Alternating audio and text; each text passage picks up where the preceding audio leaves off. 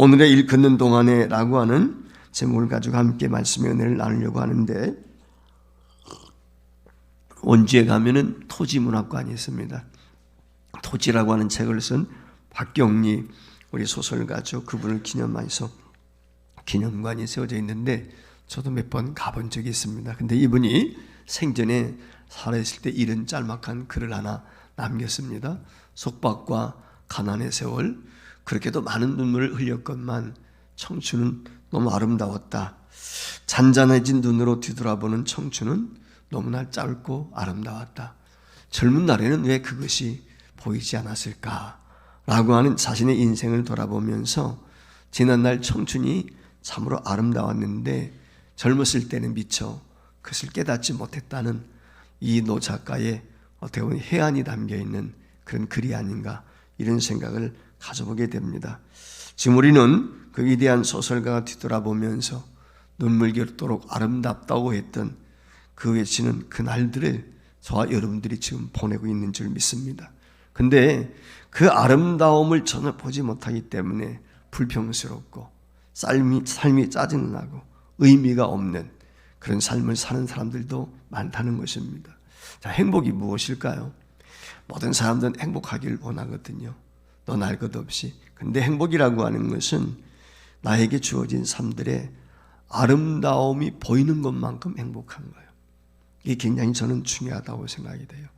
내가 지금 누리고 있는 그 삶이 아름답게 내 눈에 비치면 그게 곧 행복인 거거든요. 그러니까 내 눈에 담고 있는 것만큼 행복의 양도 크기도 다르다. 저는 그렇게 생각을 합니다. 유대인 탈무드에 보면은 이런 얘기가 있습니다. 오늘은 최초의 날이자 최후의 날이다. 내게 남아있는 날 가운데 오늘이 가장 젊은 날이다. 여러분, 지금이 가장 젊은 날입니다. 오늘이 가장 좋은 날이에요. 그래서 어느 분 글을 보니까 이런 글이 있더라고요. 우리가 살아가는 오늘이란 어제 생의 마지막을 구한 사람들이 그렇게도 소망하며 절절히 보길 원했던 내일이다 그랬어요. 어제 임종한 사람들이 있거든요. 그 사람들은 한 시간만 더, 하루만 더 그랬단 말이에요. 그렇게도 내일을 보기를 원했는데 그 내일이 오늘이잖아요.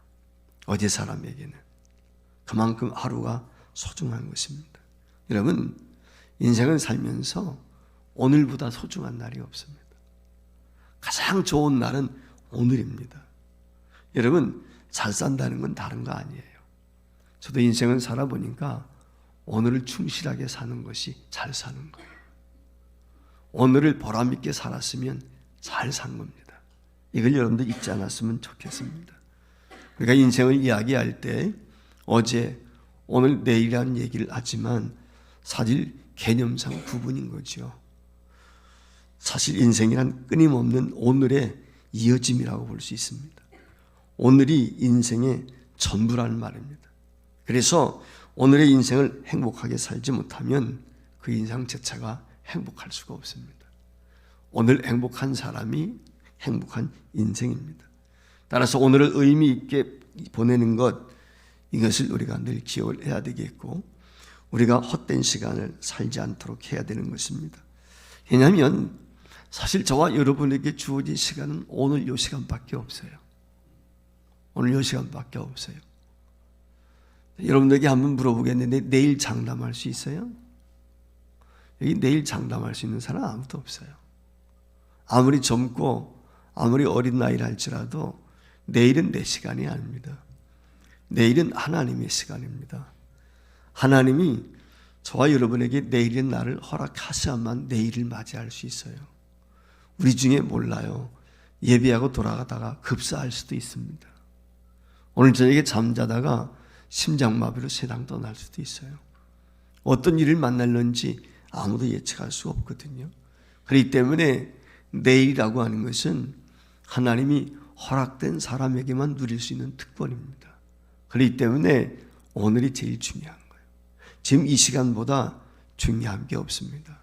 바로 저와 여러분이 늘 이런 마음을 가지고 살아야 돼요. 오늘이 나의 인생이다.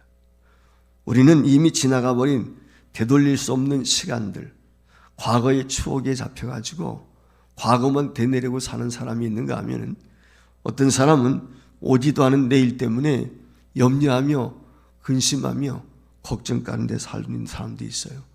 불안해하는 사람도 있어요. 전 이거 보면서 그렇게 어리석은 것이 없다 생각합니다.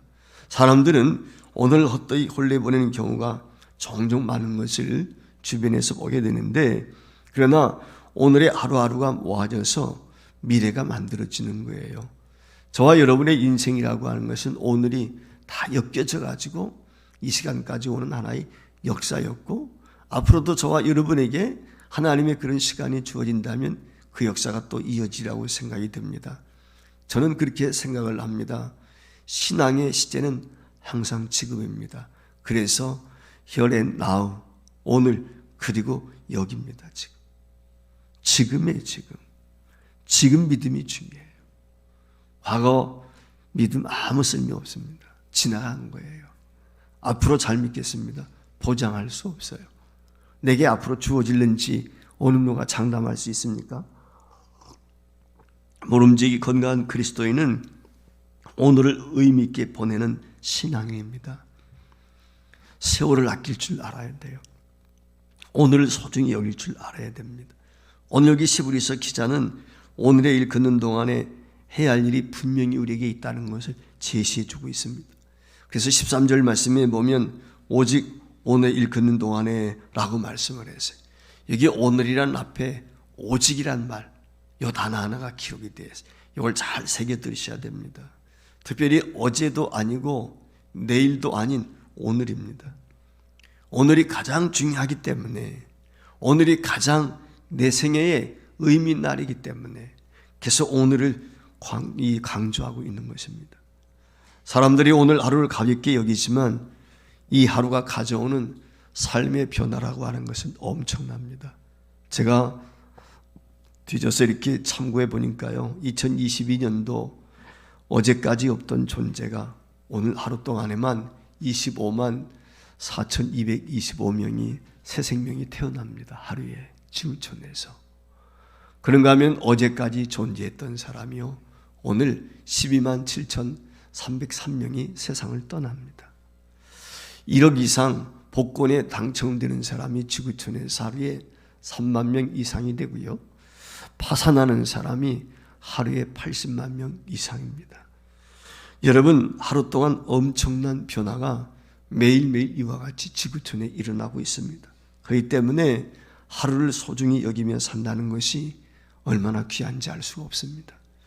어제는 힘들고 어려웠지만 오늘은 새로운 삶의 변화가 얼마든지 이루어질 수 있습니다. 어제까지 굶주렸던 오늘은 풍족한 인생이 될 수도 있는 것입니다. 여러분, 열왕기 4장에 보면, 열왕기 하에 보면은 사마리아 성이 여러분 아시는 것처럼 외국의 침략을 받아서 3개월 동안 갇혀 있습니다. 외출도 못합니다. 마음대로 먹고 마실 수가 없어요.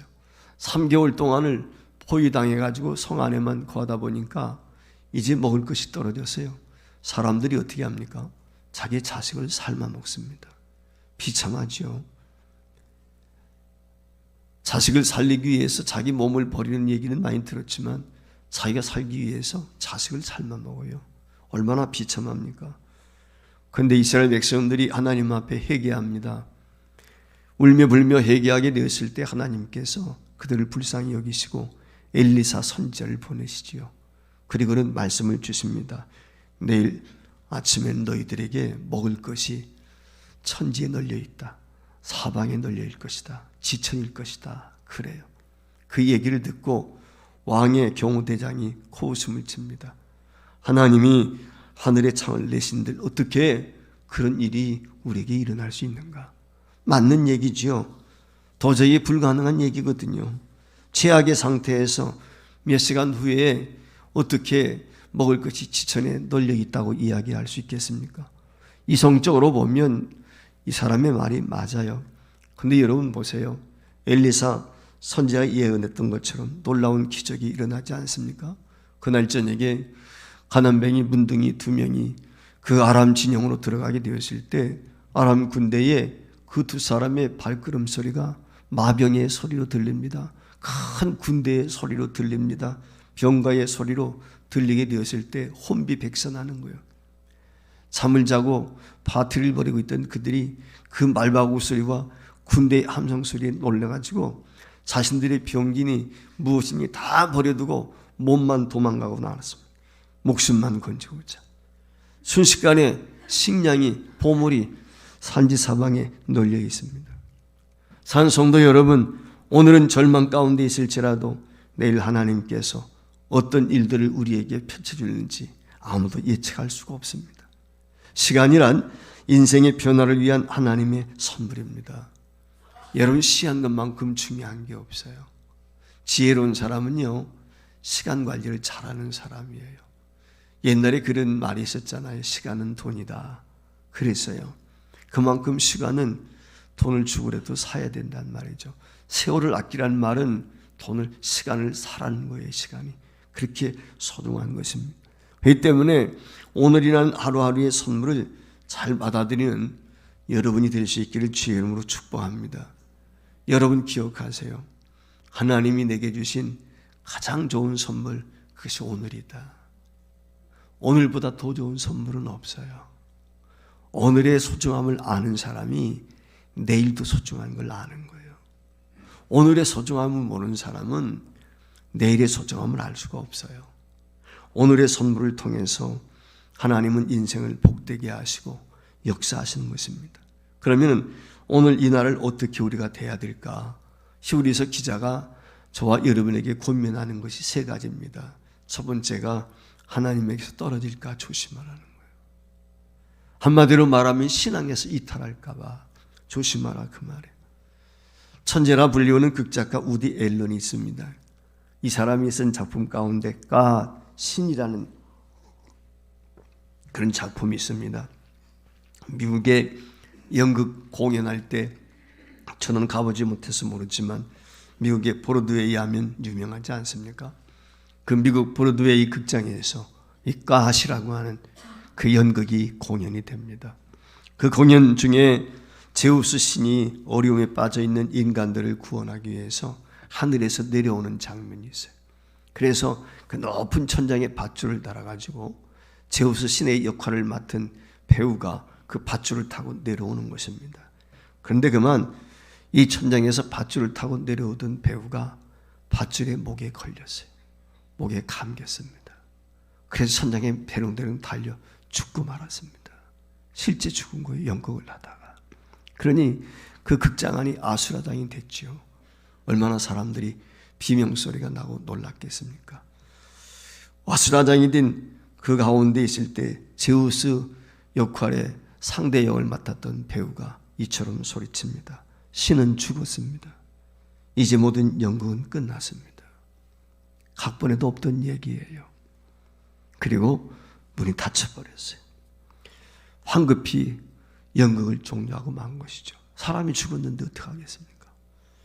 황급한 상황에 빠지게 되면 각본에도 없는 대로 사람들이 일을 진행할 때가 있습니다. 각본을 무시하고 엉뚱한 말이 나오게 된단 말이에요. 사람이 당황하면 그렇거든요. 연극 배우들도 당황하면 대사를 잊어버려요.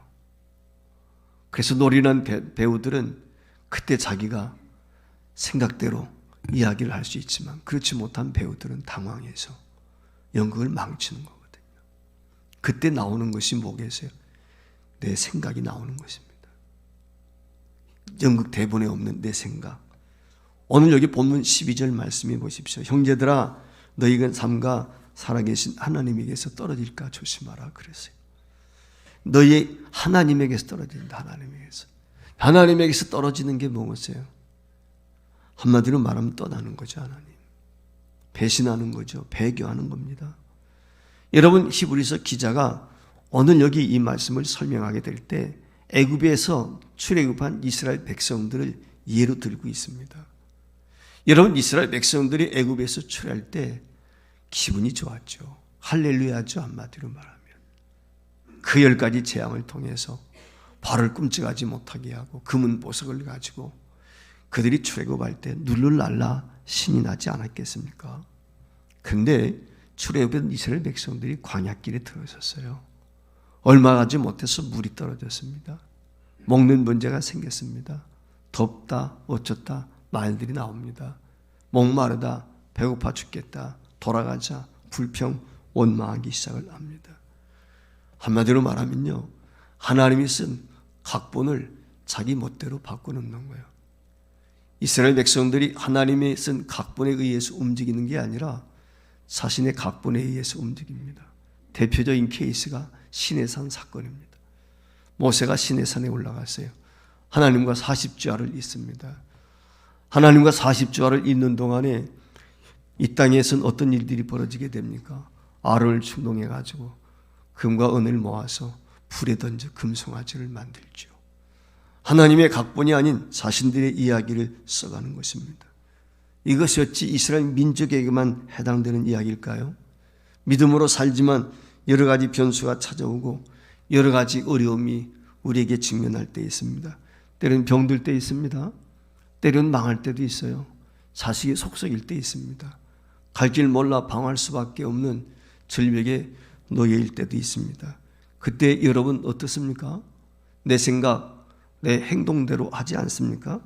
히브리서 기자는 당시 성도들이 이런 상황을 경고하고 있습니다.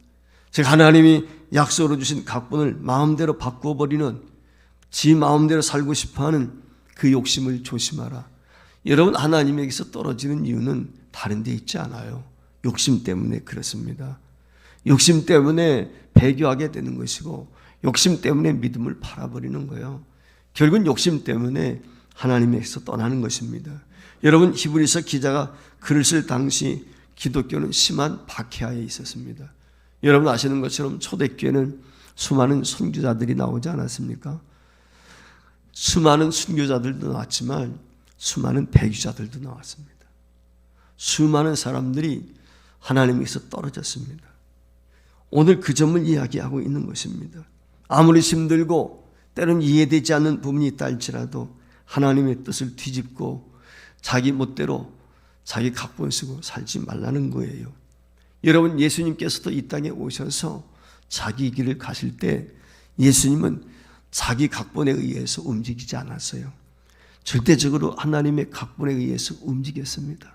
겟세마네 동산에서 십자가를 앞두고 기도하실 때 자기 각본은 무엇입니까? 십자가를 지지 않는 거예요.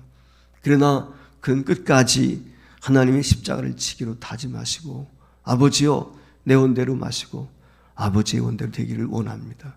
결국은 주님이 정하신 그 타임 테이블에 의해서, 그 각본에 의해서 주님이 움직이셨단 말이죠. 끝까지 그 길을 가셨기 때문에 예수님은 저와 여러분의 구속자가 되신 것이고 죽은 지 3일 만에 부활하셔서 하나님의 나라의 영광스러운 나라에 들어가신 줄 믿습니다. 그렇기 때문에 하나님으로부터 떨어지려는 마음을 극히 조심해야 된다. 하나님으로부터 멀어지는 생각 극히 조심해야 된다. 섰다고 하는 자 넘어질까 조심해야 된다. 이게 오늘 우리에게 주시는 말씀이에요. 이 말은 달리 말해서 힘들고 어려움이 온다고 할 때 네 멋대로 신앙생활 하지 말아라. 네 멋대로 움직이지 말아라. 저와 여러분이 명심해야 될 것은 하나님이 정하신 방법대로 사는 것입니다. 이것이 성도인 것입니다.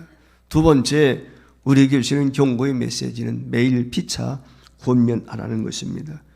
미국의 한 빌딩이 여러 의사들이 각자 병원을 개업을 했습니다. 근데 그 건물 안에는 주로 유대인들이 들어있는 병원이었습니다. 그러다 보니까 비유대계 의사들이 그곳에 들어오게 되면 오래 버티지를 못하고 그들한테 왕따를 당해서 쫓겨나가는 것입니다. 그런데 대담하게 한국계 여성 의사 한 분이 그 건물에 세를 들었습니다. 그리고 개원을 했습니다. 사람들이 얼마나 가나 보자 라고 생각을 합니다. 근데 의외로 이 한국계 여성 의사가 환자들을 잘 본다는 소문이 났습니다. 많은 환우들이 그 병원을 찾습니다. 유대인들의 냉대와 따돌림에도 불구하고 줄을 섭니다. 환우들이 어떤 경우에는 이 여성을 만나기 위해서 몇 개월 동안 대기도 해야 됩니다. 이 여인이 치료를 다 해주고 나서 환자가 몰랐던 문제까지도 찾아내서 덤으로 해결해 줍니다. 그러다 보니까 좋은 소문이 나서 많은 환자들이 이 병원을 이용하게 된 것입니다. 유대인들이 왕따시킵니다. 상동도 잘하지 않습니다. 미워합니다. 그 모습을 그 병원을 드나드는 사람들이 다 압니다. 그래서 여의사에게 이렇게 묻습니다. 저 유대인 의사들이 믿지 않습니까? 그때 이 여의사가 그런 얘기를 했다는 거예요. 그들은 예수님 고향 사람들이잖아요. 내가 가장 사랑하는 분의 고향 사람들인데 어찌 내가 미워할 수 있겠습니까? 여러분, 어떻게 이처럼 너그러운 마음을 가질 수 있을까요? 사랑하는 여러분, 상황과 압박을 대하는 마음의 자세가 참으로 다르지 않습니까? 문제를 수용하는 차원이 다르지 않습니까? 여러분, 성공한 사람들은 특징이 있습니다. 불평이 없습니다. 실패한 사람들 보십시오. 핑계가 많습니다. 불평이 참 많습니다. 원망이 많습니다. 성공한 사람들의 특징은요, 마음이 완고하지 않습니다. 실패한 사람들의 특징은요, 마음이 완고해요. 거칩니다. 단단합니다. 마음이 온유한 사람이 땅을 차지해요. 여러분, 마태복음 5장 5절에 그렇게 예수님 말씀하고 있지 않습니까? 이런 모세를 보세요. 얼마나 완고했던 사람이에요. 유대의 왕자로 있을 때 말이죠. 히브리인과 애굽 사람이 다투는 걸 목격했어요. 자기 민족을 위한답시고요. 애굽 사람 돌로 쳐 죽였습니다.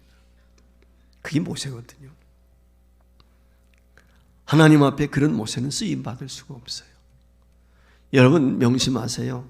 하나님 앞에 쓰임받기를 원하십니까? 온유한 사람이 되세요. 하나님께서 모세의 혈기를 빼기 위해서 40년 동안 목도원을 지내게 합니다. 그 40년이 모세를 겸손케 했어요. 그랬을 때 하나님께서 모세를 보시고 지면에서 가장 온유한 사람이라고 그랬어요. 예수님 뭐라고 말씀을 해요? 나는 마음이 온유하고 겸손하니 내게 와서 내 명예를 배우라. 우리 주님이 부르시는 거예요. 온유한 주님의 음성을 들을 수 있는 사람이 되어야 돼요. 여러분, 스펀지와 같은 사람, 수용적 있는 사람이 되어야 돼요. 스펀지는요, 물 쏟아뒀는데 스펀지 갖다 덮어놓으면요, 금방 흡수해버려요. 스펀지만큼 두께 꿰놓으면요, 주먹으로 때려도 때린 사람도 맞는 사람도 아프지 않아요. 이게 온유함의 특징입니다. 오늘 여기 보면 13절 말씀에 보면 매일 피차 권면하여 너희 중에 누구든지 죄의 유혹으로 완고하게 되지 않도록 하라고 그랬어요. 완고하다는 말이 뭐예요? 강팍하다는 말입니다. 헬란 말로 스콜레니노라고 하는 말인데 이 말의 의미는 굳어졌다는 말이에요. 돌덩이처럼 세면더미처럼 단단히 굳어지는 것입니다. 여러분, 단단히 굳어지면 딱딱해지면 깨지기 쉽습니다. 이 점을 명심해야 돼요. 여러분, 깨진다는 말은 뭐예요? 결국 파멸하는 것입니다. 그래서 완고한 마음의 특징은 원망하고 불평하기를 잘합니다. 미워합니다. 강한 척하지만 사실은 겁쟁입니다. 이 완고한 사람들은요, 말이 거칩니다. 상대를 비수를 찌른단 말이죠. 마음이 굳어있기 때문에 이런 사람들을 가까이 하면 상처 입기 쉽습니다. 언제 다툴지 모르고 언제 상처받을지 모른단 말이죠. 그렇기 때문에 그 완고함에서 벗어나는 비결이 뭐냐? 서로 권면하는 것입니다.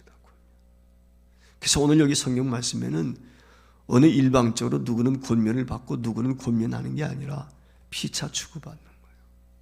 교제하는 것입니다. 서로 권면한다는 말은 격려해주고 위로해주기도 하고 때로는 지적도 해주고 때로는 훈계도 해주고 서로 주고받고 하는 것입니다.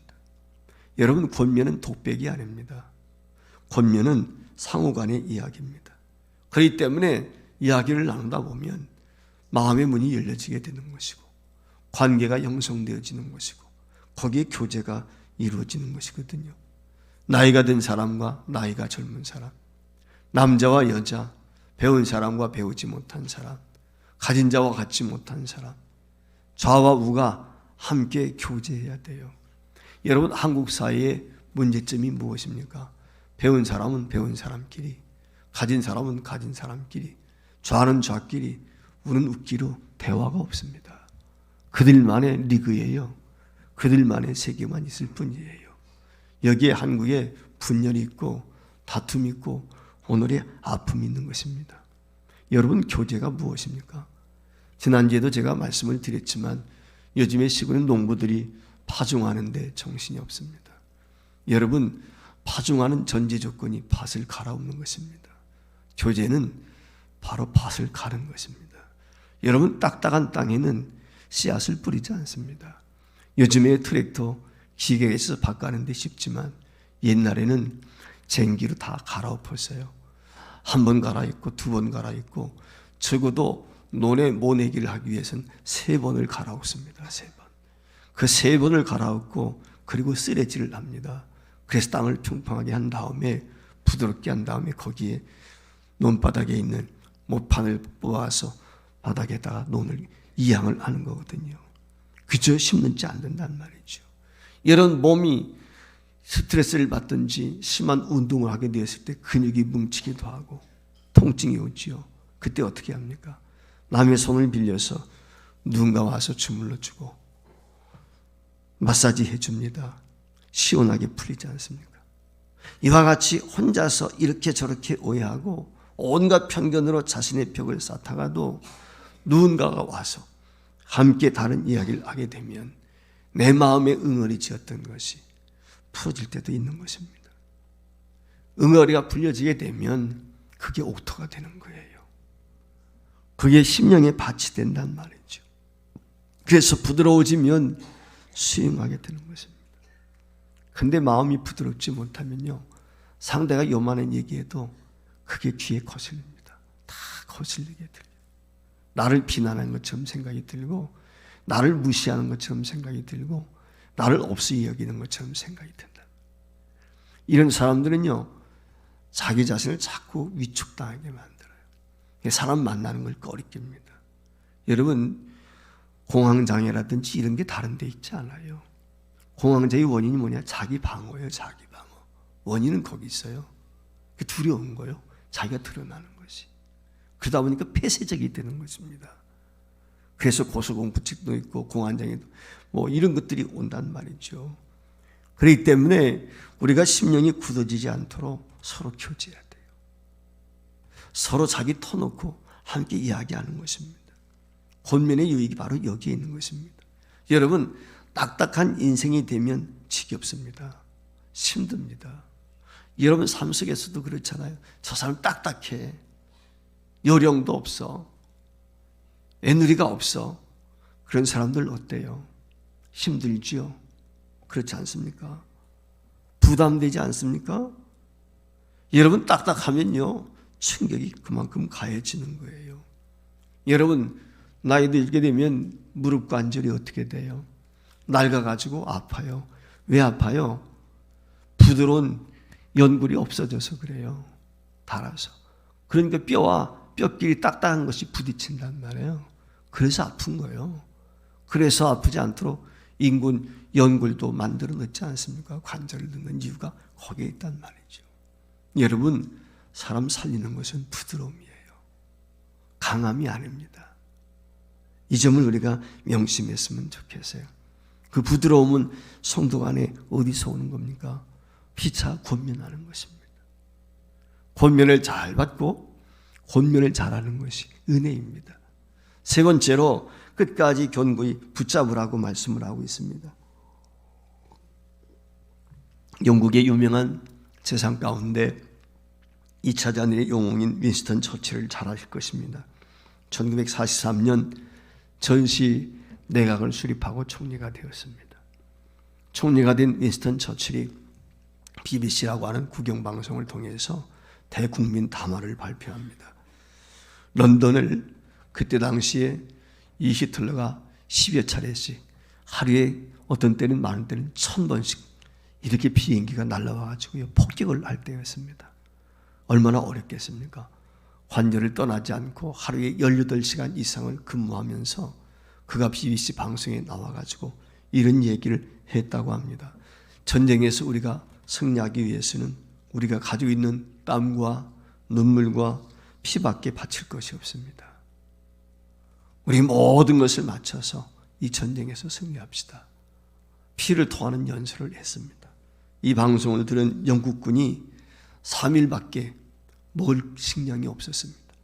그런데 그 3일밖에 없는 식량을 가지고 이 영국 군대가 보름을 버텼다고 그래요. 보름. 그리고 마침내 전쟁에서 승리했다는 것입니다. 그 전쟁이 끝나고 이제 승리당했던 이 윈스턴 처칠이 모든 공직을 내려놓고 자기만의 시간을 갖게 되었을 때 모교를 찾게 되었어요. 어린 학생들 앞에 연단에 올라서 연설을 하게 되었습니다. 학교의 교장 선생님이 윈스턴 처칠경이 오게 되었을 때 이렇게 소개를 합니다. 여러분의 대선배이신 처칠경이 오늘 말씀하실 때 한마디도 빼놓지 말고 여러분들이 다 기록하도록 하시오. 교장 선생님이 얘기를 했어요. 아이들이 눈이 똘말똘말 뜨고서 그 정치인 이 노 장군을 바라봅니다. 무슨 얘기를 할까? 그 처칠경이 단 위에 올라가지고 그 똘망똘망한 아이들 눈초리를 바라보면서 한마디 다 뱉었다고 합니다. Never give up. Never, never. 결코 포기하지 마라. 결코. 어떤 일이 있어도 결코 포기해서는 안 돼. 이 한마디 했다는 거예요. 사랑하는 여러분, 하나님은 어떤 사람을 사용하실까요? 저는 확신에 찬 사람이라고 생각해요. 여러분 확신이 있습니까? 천국에 대한 확고한 믿음이 있습니까? 하나님은 중심을 보십니다. 흔들리는 사람을 쓰지 않습니다. 오늘 본문 14절을 보십시오. 우리가 시작할 때 확신한 것을 끝까지 견고히 잡고 있으면 그리스도와 함께 참여한 자가 된다고 그랬어요. 여러분 그리스도와 함께 하늘나라를 상속할 사람이 된다는 말이에요. 잘 새겨들으셔야 됩니다. 시작할 때 확신한 것을 끝까지 견고히 잡는 사람이 그리스도와 함께 영광에 참여할 수 있다는 것입니다. 그렇기 때문에 처음에 확신한 신앙을 끝까지 붙잡아야 돼요. 흔들리지 말아야 돼요. 때로 인생 살다 보면 목구름이 칠 때 있단 말이에요. 비바람이 칠 때 있단 말이에요. 푸른 하늘만 있는 것이 아닙니다. 근데 여러분 목구름이 끼고요. 비바람이 몰아쳐도요. 푸른 하늘이 없어진 것 아닙니다. 좀 후에는 다시 나타납니다. 그래서 옛사람들은 선비나 군자같이 사는 삶의 비결을 택선고집이라고 했습니다. 아름다운 삶의 길을 선택한 후에는 흔들림 없이 그것을 꼭 붙잡으라는 뜻입니다. 태계 이황 선생은 이처럼 표현을 했습니다. 거경궁리하고 주일무적하라 그랬어요. 이 말의 의미는 마음을 늘 깨어있는 상태에 두고 이리저리 옮기지 말라는 것입니다. 그래야 깊이 뿌리를 내리고 풍성한 열매를 맺을 수 있어요. 어떤 사람 보면요. 직장에 들어갔다가 얼마 후에 또 옮겨요. 왜 옮겼냐? 좀 뭐 이래서 그렇고 저래서 그렇고. 여러분 핑계가 많습니다. 뿌리를 내리지 못해요. 성공할 수 없습니다. 어느 직장에는 다 문제 있죠. 사람이 사는 것에 문제 없는 것이 어디 있습니까? 근데 자주 사역자들도 보면 그래요. 자주 옮기는 사람들이 있어요. 크게 될 수가 없어요. 진득함이 있어야 돼요. 뿌리가 깊어야 되는 것입니다. 여러분, 이런 인생이 복된 인생입니다. 하지만 이 복을 끝까지 누리는 것이 아닙니다. 여러분 아시는 것처럼 이스라엘 백성들이 오늘 본문에 근거한 게 때문에 말씀을 드리는 거예요. 애굽에서 나올 때 1세대, 특별히 20세 이상 된 전쟁에 나갈 수 있는 성인 20세 이상이 60만 명입니다. 근데 광야 40년 지났거든요. 광야 40년 지난 다음에 하나님 약속하셨던 가나안 땅에 몇 명 들어갔죠? 60만 중에서 몇 명 들어갔어요? 나온 사람이 몇 명 들어갔어? 2명 들어가서 2명. 60만 중에서 2명. 여호수아 갈렙밖에 못 갔어요. 여러분 죽으면 다 천국 갈 겁니다. 저는 믿습니다. 의심하지 않습니다. 그런데요, 죄송하지만 60만 중에서 2명밖에 면류관을 못 썼어요. 이 가운데 면류관 쓰지 못할 부지기 숫자들이 있습니다. 그게 나일 수도 있어요. 천국은 가요. 애굽에서 구원을 받았잖아요. 근데 상급이 없어요. 면류관이 없단 말이에요. 분깃이 없어요. 분깃이. 60만 명은 분깃을 경험하지 못하고 죽었어요. 2명밖에. 여러분 분깃 있습니까? 여러분 확신하십니까? 어떻게 면류관을 내가 확신할 수 있어요? 인내가 필요합니다. 여러분 코로나 거치면서요, 우리 교회 재직들 가운데 40명이 안 나와요. 40명이 면류관을 포기했어요. 재직이 일반 성도가 아니라 기가 막히잖아요. 여러분 천국은 가봐야 돼요. 그래서 구원은 맞습니다. 상급이 없어요. 여러분 부끄러운 구원자가 아니라 상급 받아야 되지 않겠어요? 면류관 받았어야 되지 않겠어요? 주님과 함께 영광에 동참해야 되지 않겠어요? 비결이 무엇입니까? 끝까지 참는 거예요. 끝까지 인내하는 거예요. 우리 주변에도 보세요. 우리와 함께 신앙생활을 했던 사람들 중에 보이지 않는 사람들 많잖아요. 맡은 자에게 구할 것은 충성이라고 우리는 잘 알고 있지만 끝까지 충성은 어려운 거예요. 신앙의 지조도 끝까지 지키는 게 말대로 쉽지 않습니다. 사랑하는 여러분, 오늘이란 이 소중한 날 우리 인생에 한 번밖에 없습니다. 너무나도 소중한 기회입니다. 심장이 뛰고 세포마다 경이로운 생명이 작용이 이루어지는 것은 살아있는 사람에게만 가능해요. 죽은 사람에게는 심장이 뛰지 않습니다. 세포 분열이 일어나지 않습니다. 조금만 하나님의 섭리에 눈을 떠서 보면 오늘이 얼마나 아름다운지요, 얼마나 눈부신 날인지 여러분 기억할 수 있습니다.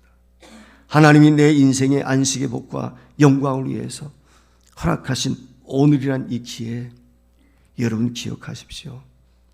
가장 좋은 선물 오늘입니다.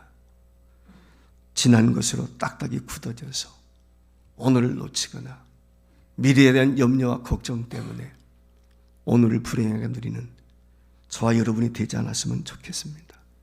오늘을 통해서 내일을 여시는 하나님의 약속을 굳건히 붙들고 하나님의 영광의 기업을 누릴 수 있는 서울교회 온 성도가 되시기를 주의 이름으로 축원을 드립니다.